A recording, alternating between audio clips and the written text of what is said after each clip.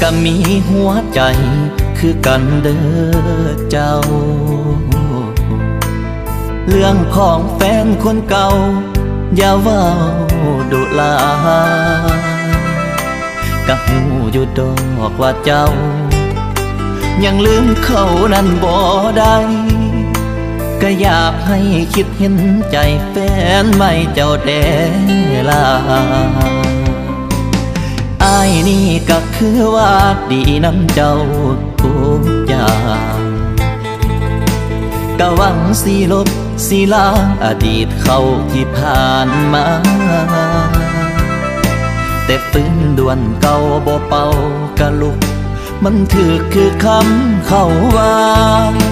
สิให้อ้ายตายพุ่นว่าจึงสิลืมเขาได้แฟนใหม่ดีให้ตายก็คงบ่ได้ใจเจ้าคนเป็นแฟนเก่ายังครองใจเจ้าอยู่ทุกวันแฟนปัจจุบันมันยังสำคัญสำได้คนเป็นแฟนใหม่ก็มีหัวใจคือกันอยู่ใส่ว่าสิลืมเขาก่อนที่เขาสิมาคบกันสรุปอ้ายเป็นใดเพียงไม่กันมาเท่านั้นพอใจเจ้ามันบ่ลืมแฟนเก่าอีกดนปานใดน้อเจ้าจึงสิลืมเขา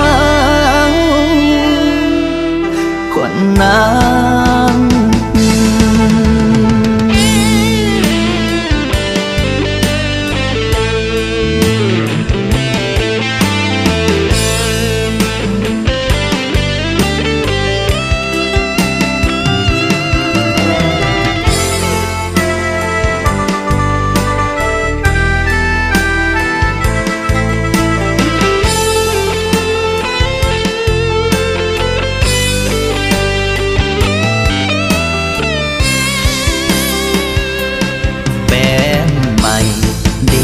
ตายก็คงบ่ได้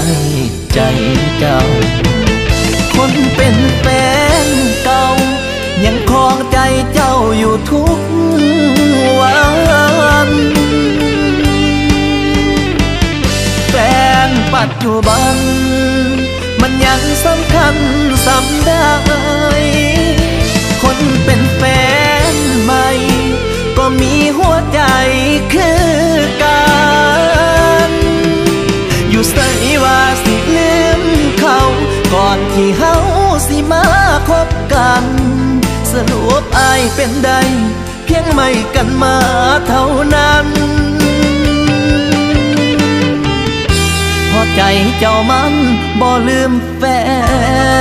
นเก่าอีกดนปานใดน้อเจ้าจึงสิลืมเขาคนนั้นคันบ่ฮักก็คือบ่บอกกันดีมาตัวกันจังสิมันเจ็บหัวบ่คันความดีอ้ายมันยังมีบ่พออ้ายก็สิขอคืนใจให้เจ้าหากแฟนไม่จังอายมันบ่ดีสังขารก็กลับไปเอา